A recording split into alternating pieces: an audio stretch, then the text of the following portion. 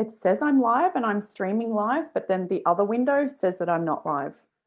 I've got one on mine saying meeting is now streaming live on Facebook. Meeting now streaming live on Facebook. It's always a bizarre start with Zoom when we do the Facebook Live stuff. But yeah, we'll presume it's on. Everybody, hi, my name's Kate, and this is my lovely client, Kat, that I need to introduce you to. I've just finished working with Kat for a couple of months. Kat's actually a counsellor extraordinaire. And I met Kat through a client of mine who's a personal trainer, and she's got a personal training business, and they're friends and they exchange services together. I'm going to let Kat tell the story because Kat overcomes a lot with a smiling face. She's like this gentle smiling assassin, and at the same time builds a business, and at the same time graciously cares for people, and at the same time is building a reputation in her local area as well as online. She's launched multiple things online. She's gotten very busy with her one-on-one consultations. She's also a very busy mother and partner, and did a lot of what I'm talking about over the pandemic period, but she's in Sydney at the moment, so they're out of that, and she's just moved into her own beautiful office, of which there was, some interesting things go on and some teething problems, etc. But I want her to tell you the story. Kat, can you basically tell us what it is that you do? How do you help people? What's your business about? So I'm a counsellor, so I do counselling and mental wellness. So essentially, I guess I do a little bit of listening to people. I do a little bit of building, a bit of a care plan with people, providing strategies, providing tools, and just generally supporting people with being able to be the best version of themselves. So I work with a whole range of things from anxiety and depression to just goal building. And I also do a lot of NDIS work as well. So I work with quite a few NDIS participants. So then that is completely different in itself. We do a lot of work around boundaries, assertiveness skills, and a lot of just life skills and social skills that sometimes people with a disability might struggle with. I've also been running some groups around mindfulness and meditation. So that's something that I really love to do. I've done some retreats for NDIS as well. So I guess I've got my finger in a few little pies at the moment, but all of it kind of fits within the mental health kind of arena. Yeah, and it keeps her satisfied, guys. So I guess what I'm hoping you as a viewer can get out of this is maybe some goodness to take away, to know that however you'd like your business to be one day, that it is actually possible. And Kat and I were just talking before we came on here, and when she had a goal before we started working together actually, and it was that one day maybe she'd have a wellness center and etc. But it was a 10-year goal. And I remember when we met, she said, well, what does a business coach even do? And one of the ways that I explained it was, well, it's like going from A to Z, but not really taking 26 letters to get there, or like to get through the alphabet quite a lot faster than you would go through A, B, C, D. And now that you're even in your own premises, but then there was a pause to do with that as well. You realize, oh, actually, hang on a second, you're a lot closer than 10 years. And guys, along the way, and this will probably come out in the story as well, is her husband started working with her to support her in the middle of homeschooling kids / they're a great team, obviously, and work really well together. What would you say made you even think about having a business coach? Because I know it wasn't like a premeditated thing you were thinking about for a really long time or anything, was it? It was more like, oh, sounds like a good adventure. I might take this on. Yeah, absolutely. And that's pretty much how I work with everything. So things just pop up and I kind of go, oh, yeah, I'll go in that direction. That seems good at the moment. So essentially, I was working with Nikki. Nikki was my personal trainer. And she had mentioned a few times having a business coach and how that had helped her. So when I started my business, I started in January this year. And I was just sort of kind of doing it how I thought you needed to do it and trying to get myself out there and things like that. And I'd heard Nikki talk about how nice it was to have a business coach and some of the things that she got from it. So I just sort of thought, oh, well, that seems like a bit of a logical sense. If, you know, I've started a business and it's my first business, then obviously if there's somebody that might know some different ways or better ways to be able to do things, then that would be the person I would talk to. So I just contacted Nikki and said, you know, I hear you talk about your business coach all the time. I want in on that. So like, let me know what I can do. And yeah, so she teed us up to have a chat. And I guess I just went with the feeling. So after our first conversation, I got a good feeling and I thought, actually, I think that I can really benefit from this. This sounds like something that, you know, is going to be really helpful, and it's a bunch of stuff that I don't know. So, you know, why not go to the person that does know it and learn what I can learn? Guys, I have to say too, because I have an ethos of, unless I'm running a beginner's course, I only take people on that are experienced, because Kat wasn't learning her trade. She'd set up her ABN to start by herself, but you have how many years industry experience already? Yeah, so I've been in disabilities and mental health for probably about 6 years. Yeah, so she was able to capitalize not only on that network, but she knows her trade very well. So it wasn't about, because building the business, I think, is very different to learning the trade. I do think from an ethical perspective, people really need to know their trade first as a principle, then to worry about, you know, extra bells and whistles, which the bells and whistles, I will point out as well as Kat when she tells you her story, but they're really individual for everybody. Kat's flavor is very, very unique in that she's got a very dry sense of humor and she's actually very funny. And one of the things that she was separating when we started was she'd have her personal profile over here and be quite funny with the memes, but then not put it on a business page because she thought that that was unprofessional. And it probably would be deemed as unprofessional in the traditional sense. But can we talk about that for a sec? Because as soon as that was opened up and you started getting more comfortable to share both in both places, it opened up the floodgates, really. Yeah, absolutely. I do have a bit of a dry sense of humor, but it was definitely, I was really keeping that separate. And even, I guess it was really interesting because when I was having face-to-face like sessions with clients, I was kind of more myself and, you know, I was quite dressed down and things like that. And people were expecting something different. So people were expecting someone who was, you know, sort of quite put together and, you know, in a bit of a business suit. And I would have these sessions with people on the beach and they would be like, oh, you're going to go to the beach. And I'm like, yeah, of course I go to the beach. And so when they would see me and I would be literally dressed in like, you know, sort of ripped jeans and a shirt and that was it. Because her sessions are walking, guys. A lot of her sessions were walking at the time before she got her studio. A lot of people were kind of like, oh, so you're actually not like that. And that's what people like. So I guess I started to think, oh, why am I kind of trying to be this different person for my business when essentially I want to attract my people? I'm not going to be able to attract my people if I'm not even being myself. And when I did start to put more of my personality into my business, it was really different. I got so much from people. I got so many responses where they were like, wow, you're really actually down to earth and you're actually really funny. And even when I opened up my office, my goal for my office was to be non-clinical. So it is kind of like a little lounge room. And people, you know, love that. My clients will often ask to come to the office now outside of like a walk and talk because they feel so comfortable in the space and it's such a nice space.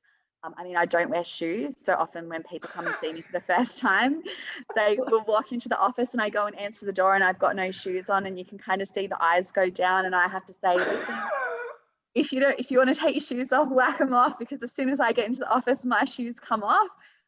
And, you know, it's funny because people that you kind of initially go, oh, by the second session, they're walking in with thongs on, whacking them off at the front door and then coming in and they're so comfortable. It's been such a beautiful transition for me to be able to allow like my two parts to meld and to blend. Kat, if you haven't done that as a post already, barefoot counsellor. Yes, I think I have put it in there. I haven't seen it. That's hilarious. I was only just talking to someone last night and the group of people said, you should walk on the grass more, take your shoes off. Anyway, it seems to be the theme for the last 24 hours. Yeah. So it wasn't like you were at a rock bottom or anything. You just thought, well, this will be a fun journey. Yeah. You hadn't yeah, actually looked for any other help, had you, either? No, I had just progressed to the point where I knew I wanted to be in private practice. And I just kind of went, well, I know what I'm doing, but I've never run a business before. So I guess for me, it made sense to seek out advice from somebody who had that knowledge rather than just, try to fumble my way through until I got to rock bottom. Like I would not, I don't want to get to rock bottom before I say, oh my God, please somebody help me. I don't know what I'm doing. And that's what I tell my clients as well, is to look after your mental health before you get to that point where you feel like you're broken and it's much harder to reach out and get help. So I guess I was taking my own advice in a way. It's such a good point, isn't it, actually? I've actually never thought of it like that. Because usually people, especially coaches that I speak to, they've been trying for a while and there's that angst. They're like, okay, finally I need help, blah, blah. But obviously you're different. You're not a personal trainer, but the genius is there. The part of the genius is your humor. Part of your other genius is your personality, and your passion is you really like people. You're loving the group stuff, but you love your one-on-one stuff. At the same time, you've been great on social media. You've got quite a few very loyal followers as well. Were you skeptical or worried about the coaching process at all? I don't think so, because I guess I'm pretty open-minded. I mean, you have to be in what I do. You really have to go into things with, I guess, kind of a clear mind and no preconceived ideas, because if there's one thing I've learned, it's that what you think you're going to get from somebody is never what comes out. So I think just going into it with a bit of a trusting, open mind. And I guess I'm very much take what you need and then leave something behind.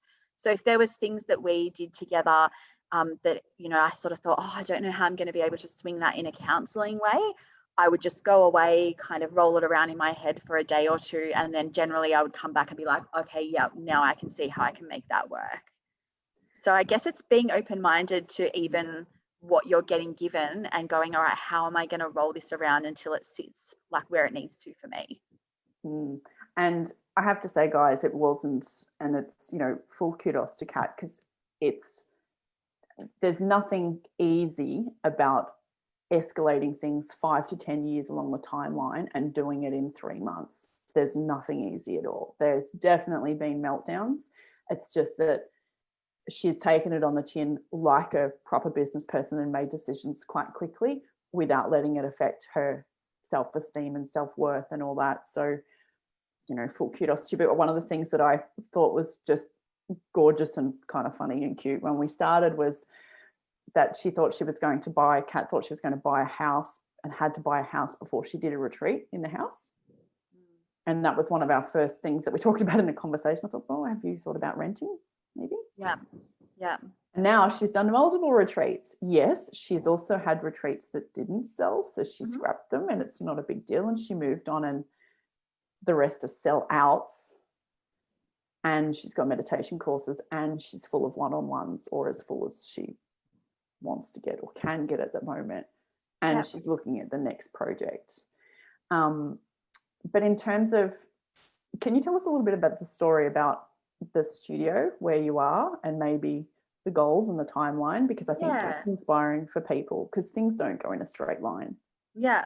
So I guess one of the biggest things was when I went, well, actually not even when I went into my business, when I started counselling. So when I actually went to uni. So my first year of counselling at uni, we would go to these workshops and people would say, okay, so what's your plan? Like, what's your long-term goal? Why are you doing counseling? And I always had the same goal about wanting to have a wellness retreat, like a hub. So my end result was I wanted to have some sort of big type of hub where there was multiple things happening there. So I would be doing counseling.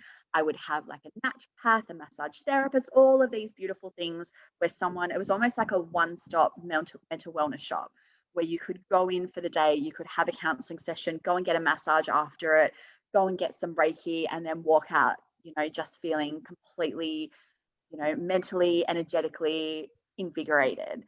And so for me, that was my 10-year goal. I always used to say, that's my 10-year goal. So that'll be in 10 years' time. And even the idea of having my own office was, well, that'll be in a couple of years. So everything was always a couple of years away.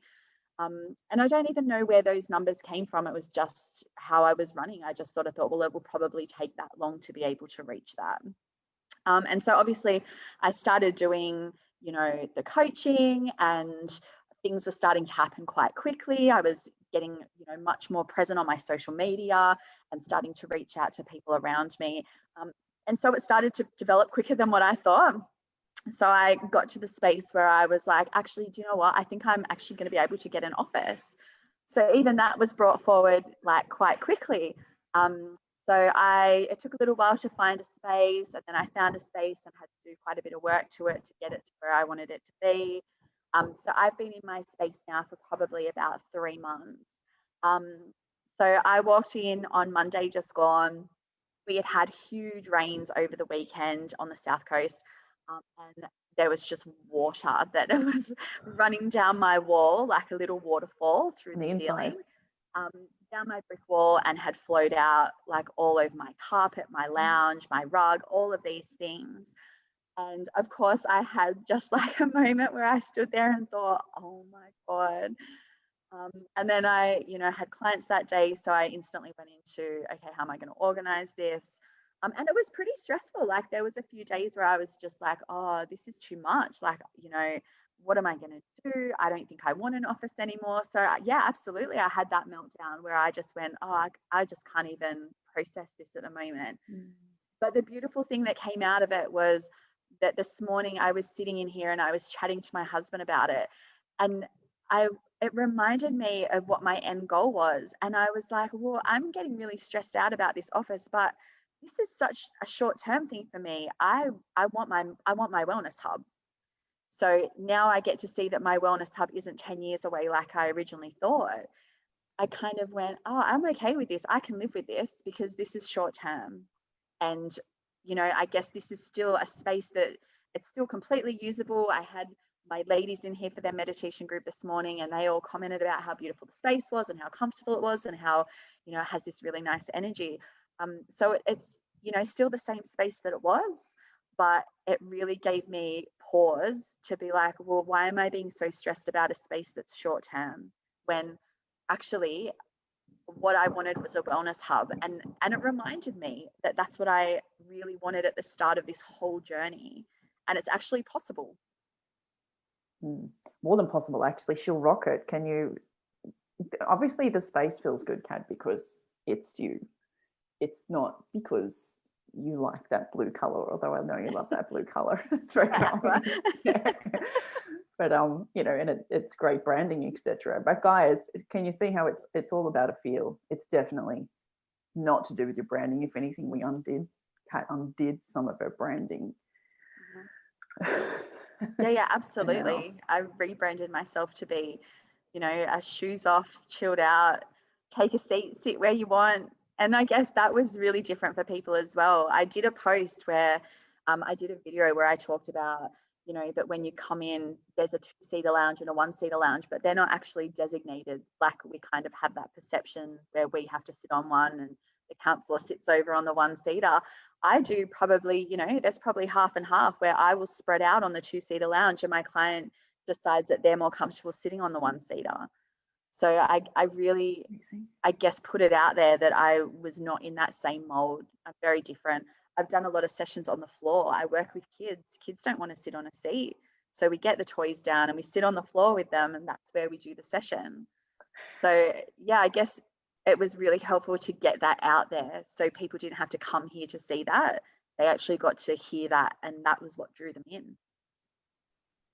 Amazing. And the other thing that I like that you share a lot, which coaches are often scared to share, are, you know, just real things about you as a person, you know, slight insecurities, vulnerabilities, things that you've overcome yourself. It's you know, and you can hear there's just no holds barred. Well, I don't even know what a hold is or what you're barring it from, but you know what I mean. Kat's just Kat, and now she will be able to develop whatever she wants to develop, because even just looking for the office space, the relationships that she developed while she was doing that, everything that she's doing is part of what's built her business in terms of her as a busy counsellor and the potential to do whatever she wants. And now her husband's on board and can see that him helping her, and I don't know what you'd call him, your VA or PA. Yeah, I think we were calling him my PA for a little while, but then he was sending me through fake invoices. So then I had to fire him as a PA role because I was tired of getting the emails. It's gorgeous. I guess where is it now, and where can you see it heading? Because I'm excited for your future, excited that you know that you can create anything that you want. I'm also secretly excited that we've turned you into a potential main breadwinner of the household as well, which is like, oh my God, that's amazing for women. I think it's important. Absolutely. So where do you see it going? I guess my wellness hub vision is back in the forefront now. So I think that in the busyness of creating, my space and building up my one-on-ones and things like that, I'd pushed that a little bit to the back and almost forgotten that that was there. So that's definitely back at the forefront now, where I'm back to going, okay, so my wellness hub is, that was the direction I wanted to head, and it's still the direction I'm really passionate about. And I actually have made quite a few really great connections. I have people that are coming to my meditation circles that also are have connections in the community, or they work somewhere in the community. My retreats, I've been able to make connections with people. So I actually am starting to really form, I guess, the basis of the people that I would want to be a part of my wellness hub. So definitely that's where I'm back at now. I love being part of a team. And I love the idea of having, people that can sit around together in a lunchroom and go, oh, gee, that was a bit hard, or gee, that was amazing. And, really be able to, build that energy in each other. And yeah, I guess that would be the one part I miss as far as having my own space here. But I guess that gives me more drive, because I know what it feels like to have that team. So that gives me more drive to go, no, I want to be part of creating that. I want to be able to foster that.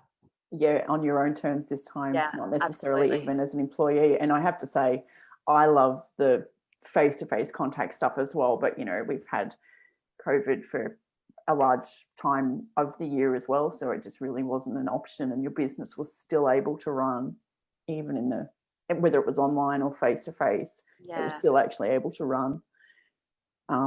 Which is, luckily you're in one of those businesses. Is there anything else that you'd like to share with anybody that might be watching this, that might have something that's similar to you and be worried about doing stuff, or any advice for people? I think that probably the biggest advice and the biggest growth moment for me was really that being authentic to actually who you are. So, you don't have to make a business based on what you think a business person is supposed to look like. That I guess being able to come to that realization that people are coming to see me, they're not coming to see my business.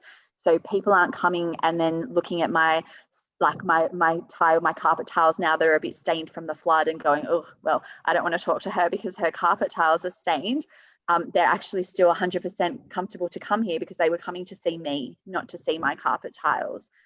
Or they're happy to see me at their home or doing a walk and talk when the office was out of action, because they essentially wanted to talk to me. It wasn't the space that they needed to come to. So I think that was very empowering, and it that was even when things didn't work and I tried to maybe do a workshop where I couldn't get anybody in, or I had a retreat where I had to cancel it. There was always something that was going amazingly. So when I had a retreat that wasn't didn't sell, and I went, well, I'm going to wipe that one, I was still doing a retreat the month after that was completely booked.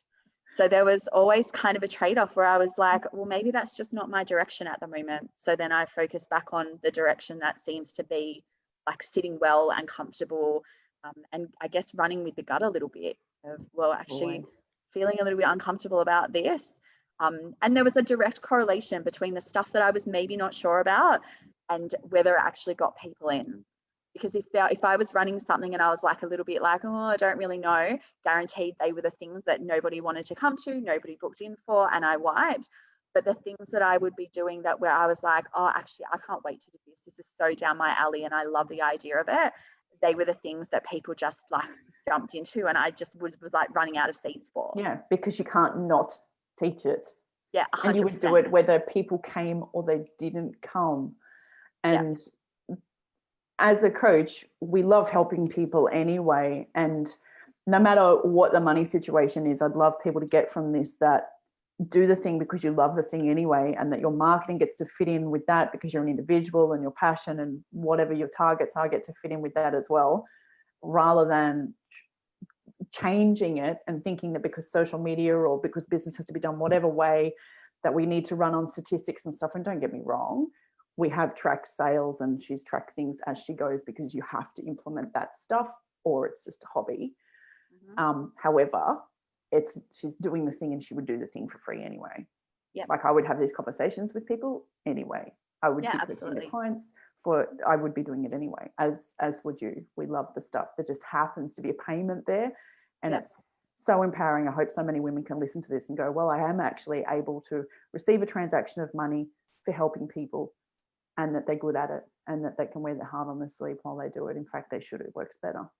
Yeah. And you know what? The fear of the pricing, because I know that was one of the big things for us. I think it was only like the second time that we had caught up and you were like, well, your pricing's not really reflective of like, you know, how long you've been doing it for and stuff like that. You probably need to think about upping your pricing. And I was terrified by that.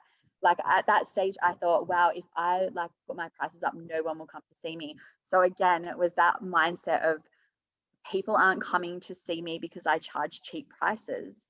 People are coming to see me because they want to see me. Because when I put my prices up, nobody said a word. Like there was no questions, there was nothing. Like life just continued on like it normally was, except I was charging like I think it was $15 more an hour than I was the previous week. And people were fine with it. They just wanted to see me. They didn't care about changes. And I guess there's a confidence in I'm willing to pay that because of the relationship that we've developed, and I'm confident in what you do. So I had to be that confident as well. Or take that you trust actually. You trust and you took a step, even though you don't know. Now you've got evidence to look back and go, oh, well, look, see. It's always easy. What does Steve Jobs say? It's always easy to join the dots when you look backwards, but not so easy at the beginning. Yeah, so trusting the process. Of which everyone's process is individual too, can I say.